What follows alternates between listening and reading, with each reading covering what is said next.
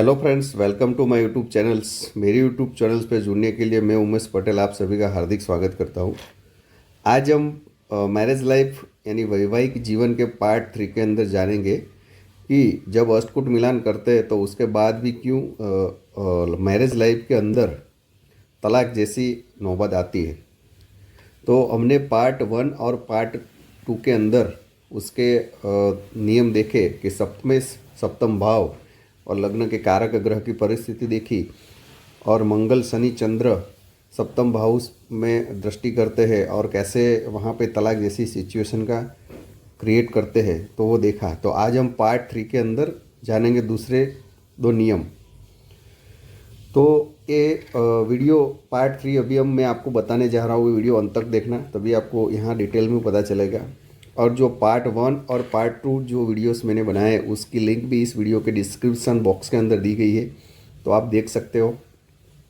सभी वीडियो में रिपीट करता हूँ, फिर भी यहाँ भी आज मैं आपको बताऊँगा कि मैरिज लाइफ के अंदर अष्टकूट मिलान हम लड़का और लड़की का सॉफ्टवेयर में डाल के करते हैं तो वो वहीं से ही शादी डिसाइड नहीं करनी चाहिए, क्योंकि बहुत सारे पॉइंट्स ऐसे हैं कि जो हमारे मैरिज लाइफ में वो देखने होते हैं। तो ये इतना लंबा लेसन जितना होगा तब आपको पता चलेगा कितने सारे पॉइंट्स उसमें देखने होते हैं। तो अष्टकूट मिलान से शादी करने में कई बार ऐसी नौबत आ सकती है कि डाइवोर्स तक बात जा सकती है और लड़ाई झगड़े स्टार्ट रहते हैं। तो हमने अभी आज पार्ट 3 पे जा रहे हैं, तो ऐसे कई लेसन आगे भी आएंगे। तो इतने सारे पॉइंट जब देखेंगे तब शादी के लिए आगे जाना चाहिए, अदरवाइज़ हमारा वैवाहिक जीवन में कुछ ना कुछ दिक्कतें आ सकती है। तो आज यहाँ पे हम पार्ट 3 में बात करेंगे पाप कर्तरी योग और शुभ कर्तरी योग। तो ये जो पाप कर्तरी योग और शुभ कर्तरी योग क्या है, मैं आपको यहाँ डिटेल में समझाऊंगा।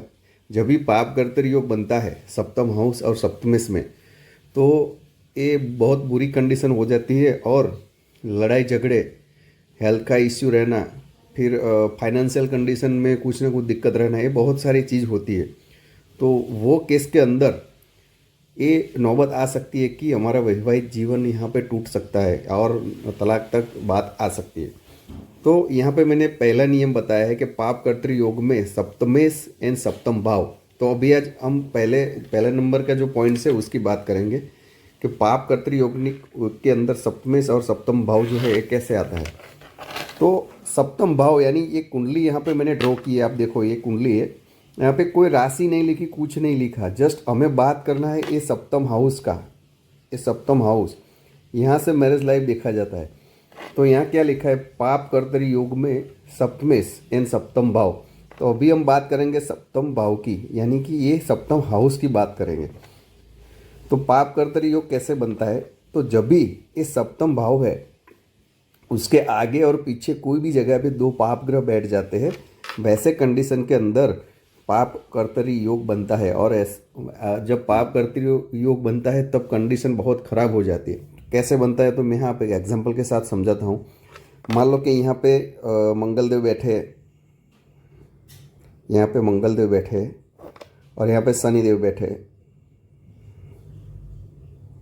तो यहाँ सिचुएशन कैसी हुई, ये सप्तम हाउस है, ये 6वां हाउस है और ये 8वां हाउस है। तो देखो ये 7th हाउस के ठीक आगे और उसके बाद उसके पीछे 2 पाप ग्रह बैठ गए। तो ये क्या हुआ, ये सप्तम हाउस जो है ये 2 पाप ग्रहों के बीच में फंस गया। तो इसको पाप कर्तरी योग बोलते हैं। तो यानी सप्तम भाव जो है ये भाव ये पाप कर्तरी योग के अंदर आ गया। तो यहाँ पे पाप कर्तरी योग बना सप्तम भाव में। तो ये क्या है, सप्तम भाव जो यहाँ पे मैंने लिखा है सप्तम भाव, पाप कर्तरी योग में सप्तम भाव। यहाँ पे आपको ये नहीं देखना है कि यहाँ और यहाँ भी बैठे, कोई भी जगह पे बैठ सकते हैं। अभी मैं एक दूसरा एग्जांपल देता हूँ, इसको मैं रिमूव कर देता हूँ। तो कई बार क्या होता है कि आप यही पकड़ के चलोगे तो आपको पता नहीं चलेगा। इसको हम हटा देते हैं। देखो अभी दूसरा एग्जाम्पल लेते हैं हम।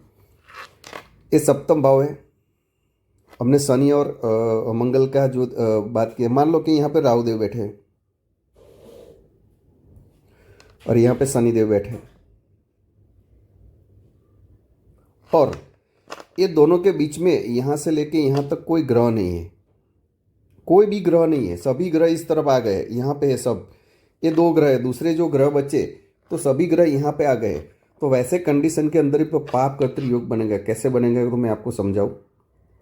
देखो यहाँ पे मैंने समझाया कि ये जो केस है शनि और राहु, इसके यहाँ पे कोई ग्रह नहीं है, सभी ग्रह यहाँ पे आ गए हैं। तो क्या हुआ, देखो यहाँ पे सप्तम हाउस है, तो ये कौन सा हो जाएगा, 6 हो जाएगा, ये 5th हो जाएगा, फिर 8 हो जाएगा, 9, 10 और 11।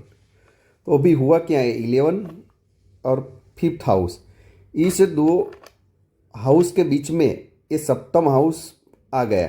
तो यानी यहाँ पे भी पाप का त्रियोग बनाया। कैसे कि ये भी पाप ग्रह है और ये भी पाप ग्रह है। आपको मालूम होगा कि पाप ग्रह कौन कौन से है, तो है सूर्य है, मंगल है,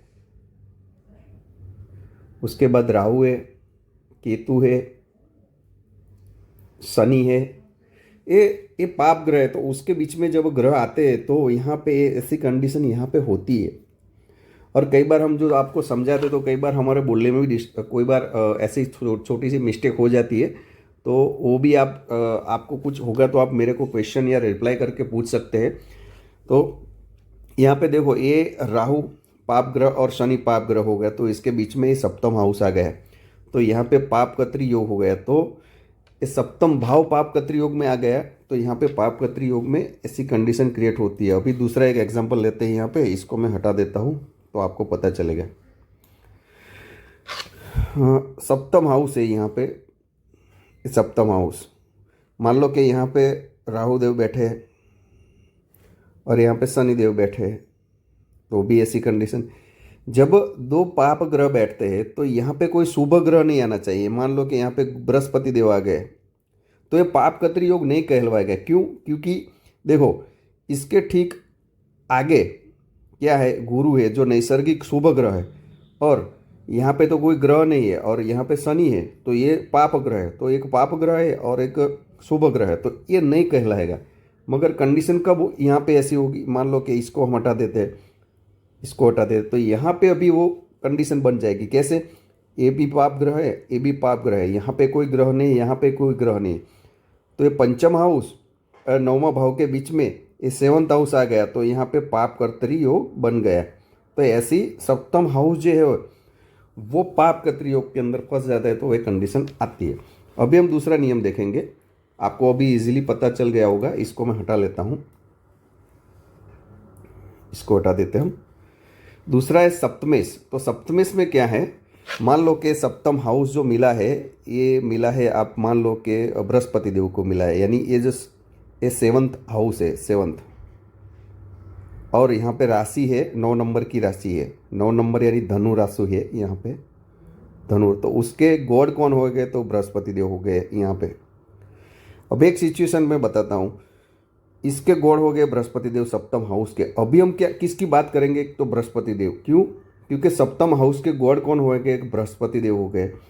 तो अभी हमें देखना है। तो मान लो कि बृहस्पति देव यहाँ पे बैठे हैं, बृहस्पति देव यहाँ पे बैठे, और यहाँ पे शनि देव बैठे, और यहाँ पे राहु देव बैठे। तो यहाँ पे क्या हो गया, देखो उसके आगे भी और उसके पीछे भी, यानी ये 10 नंबर का हाउस है, तो 9 नंबर और 11 नंबर के अंदर, दोनों के अंदर बृहस्पति देव फंस गए। तो उसको सप्तमेश, जब ये सप्तमेश है, ये सप्तमेश खुद फंस गया 2 ग्रहों के बीच के अंदर, तो ऐसे कंडीशन यहाँ पे आती है, तो इसका पाप का त्रियोग होता है। तो ऐसे कंडीशन जब होती है तो सिचुएशन बहुत खराब हो जाती है। सप्तम भाव या सप्तमेश खुद फंस जाए तो ऐसा तलाक तक नौबत आ सकती है, लड़ाई झगड़े सब चालू रहते हैं। तो अब ये पहला नियम मैंने आपको समझाया, तो आपको इसमें इजीली पता चल गया होगा। इसमें एक डिटेल में थोड़ी आपको एक बात बताऊंगा। तो देखो ये यहाँ से है, इसको हटा लेते हैं। सप्तमेश, यहाँ पे सप्तमेश कौन के, बृहस्पति देव। तो बृहस्पति देव जब यहाँ पे बैठते हैं, यहाँ पे बैठते हैं और यहाँ पे बैठते हैं, और पाप का त्रियोग होता है। यहाँ पे भी पाप ग्रह है, यहाँ पे भी पाप ग्रह है। इसके दोनों का कोई भी पाप ग्रह है जो मैंने लिखे हैं उसमें से कोई भी पाप ग्रह बैठते हैं। एक एग्जांपल ले लेते हैं। चलो यहाँ पे शनि देव बैठे, यहाँ पे राहु देव बैठते हैं, और ये 9 नंबर की राशि यानी बृहस्पति देव, उनके राशि के स्वामी अधिपति हो गए सप्तमें जब बैठते हैं, तो यहाँ पे कंडीशन खराब हो जाती है। क्योंकि यहाँ पे उनका कुटुंब भाव है, उनका यहाँ से आयु भाव है स्पाउस का, यानी जिसकी कुंडली है उसका लाइफ पार्टनर का आयु भाव, तो वैसे कंडीशन में उसका लाइफ पे भी क्वेश्चन आ जाता है और कुछ ना कुछ चलता रहता है। और यहाँ से ये 12वां स्थान है, यहाँ से आप गिनोगे 12वां स्थान है तो यहाँ से उसके पीछे आएगा, और यहाँ से आप गिनोगे तो 1 2 3 4 5 और 6, ये 6वां स्थान है। तो जब ये 3 जोन मैंने राउंड किया, यहाँ पे सप्तमेश बैठता है और पाप कत्री योग में आता है, तो वैसी कंडीशन के अंदर हॉस्पिटल्स, आयु के बारे में प्रॉब्लम हो जाता है, आयुष्य कम हो जाता है, और रोग का भी प्रॉब्लम होता है, कुछ ना कुछ रोग चालू रहता है और बहुत सारे खर्च इसमें हो जाता है। तो ऐसी कंडीशन में देखा जाता है।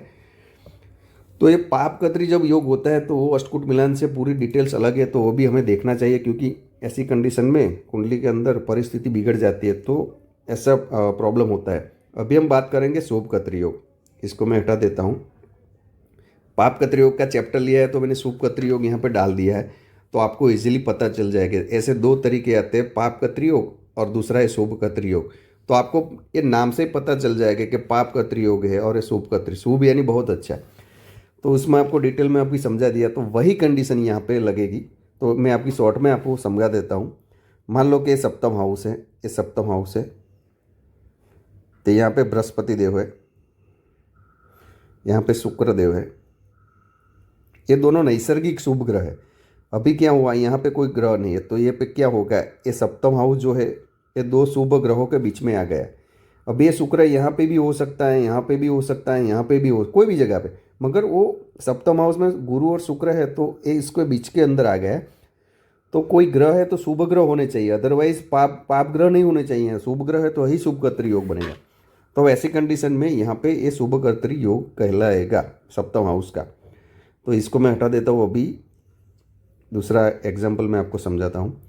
तो शुभ कर्तरी योग में आपको पता चल गया होगा। अभी सप्तम भाव के बारे में बताया, अभी सप्तमेश, तो सप्तमेश में मान लो कि यहाँ पे बुध देव है, तो ये सप्तम जो हाउस है उसके अधिपति बुध है, सप्तम हाउस है। यहाँ पे 6 नंबर की राशि है, यानी कि कन्या राशि हो गई है। तो कन्या राशि के अधिपति कौन हो गए, तो बुध देव हो गए। तो अभी आपको पता होना चाहिए कि नैसर्गिक शुभ ग्रह कौन है, तो गुरु है, शुक्र है, बुध है। तो ऐसी कंडीशन में जब यहाँ पे आ जाता है तो वो होता है। तो मान लो कि बुध देव यहाँ पे बैठे और यहाँ पे बृहस्पति देव बैठे और यहाँ पे शुक्र देव बैठे, तो क्या हुआ, ये सप्तमेश यानी सप्तम हाउस का लॉर्ड यहाँ पे बैठ गया, तो वो दोनों शुभ कर्तरी योग में आ गया। तो वैसे देखा जाता है, तो ये शुभ कर्तरी होगा। तो वैसे कंडीशन में क्या होगा, जब शुभ कर्तरी योग बनता है तो हमारे लिए हमारा लाइफ यानी मैरिज लाइफ बहुत अच्छा चलता है। तो पाप कर्तरी योग के अंदर तलाक तक बात आती है, और शुभ कर्तरी उससे उल्टा है दोनों, तो उसके अंदर पूरा उल्टा हो जाता है ये इससे, ये दोनों में। शुभ कर्तरी योग जब बनता है तो मैरिज लाइफ अच्छी चलती है और उसमें कुछ लड़ाई झगड़े नहीं होते और एक दूसरे से मिलजुल के रहते हैं। तो ये 2 नियम थे जो मैंने आपको बताया कि पाप कर्तरी योग कैसे देखा जाता है और शुभ कर्तरी योग कैसे देखा जाता है। सभी व्यूअर्स को कुछ भी इसके रिगार्डिंग कुछ भी क्वेश्चन है तो आप मुझे बता सकते हैं। मगर मित्रों, ये पाप कर्तरी योग और शुभ कर्तरी योग का भी कंडीशन हमें अष्टकूट मिलान के अलावा भी देखना चाहिए, क्योंकि वैसी कंडीशन में मैंने जितनी भी कुंडलियाँ देखी है उसमें देखा गया है कि वैसी कंडीशन में लड़ाई झगड़े अलग अलग तक बात आ सकती है, तलाक डाइवोर्स तक। तो अष्टकूट मिलान से ही आगे नहीं जाना चाहिए। मैं फिर भी यहाँ पे रिपीटेड करता हूँ क्योंकि ये पूरी मैरिज लाइफ का क्वेश्चन है और बाद में पछताना पड़ता है ऐसी कंडीशन में।